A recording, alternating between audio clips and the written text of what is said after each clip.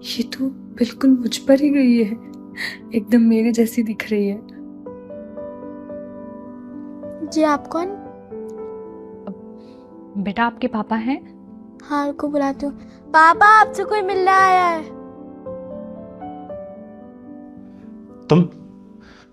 तुम यहाँ क्यों आई हो? और यहाँ का एड्रेस किसने दिया तुम्हें? मैं तुम दोनों से मिलने आई हूँ। दूर रहो, पास मत आना। यामी, क्या इन्होंने तुमसे कुछ बात करी, कुछ बोला? नहीं। क्यों आई हो? किसने एड्रेस दिया तुम्हें यहाँ का? बता दूंगी किसने एड्रेस दिया, बस मुझे तुमसे एक बार बात करनी है। पर मुझे तुमसे कोई बात नहीं करनी, अभी के अभी निकल जाओ यहाँ से।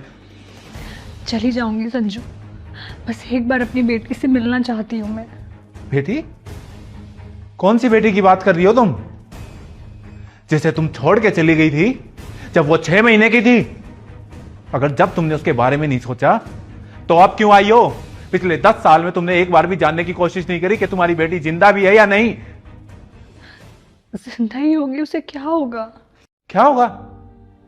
और ये 6 महीने की बच्ची को ना मां की जरूरत होती है, पर मां को तो किसी और की जरूरत थी।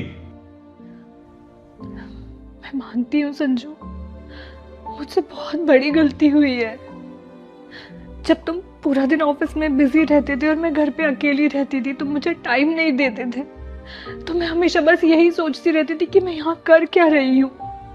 सारा दिन घर का काम करती रहती हूँ और बच्चे पालती रहती हूँ। तुम अपनी तरफ से बेस्ट करते थे मेरे लिए, पर मुझे सिर्फ वो दिखाई देता था जो तुम नहीं कर पाते थे, और फिर वो मैंने किसी और में ढूंढ लिया। शुरुआत में सब कुछ बहुत अच्छा चल रहा था, पर जैसे ही शादी हुई सब कुछ बदल गया उसके साथ। वो सब सिर्फ मेरे मिलने से पहले के लिए था। शादी के बाद उसने मुझे ऐसे ट्रीट करना शुरू कर दिया जैसे उसे अपने लिए वाइफ नहीं, घर के लिए काम वाली चाहिए थी। वो चाहता तो था कि मैं सब कुछ करूं उसके लिए, पर मेरे लिए वो कुछ नहीं करता था। और तब मुझे रियलाइज हुआ कि तुम कितना कुछ करते थे मेरे लिए। भले टाइम कम देते थे, पर छोटे छोटे सरप्राइजेस से मुझे कितना खुश करने की कोशिश की तुमने, पर मैंने वो सब देखा ही नहीं। और ये सब मुझे रियलाइज हुआ तुमसे अलग होने के बाद। 5 साल बाद जब हमारी नहीं बनी तो हमने डिवोर्स ले लिया।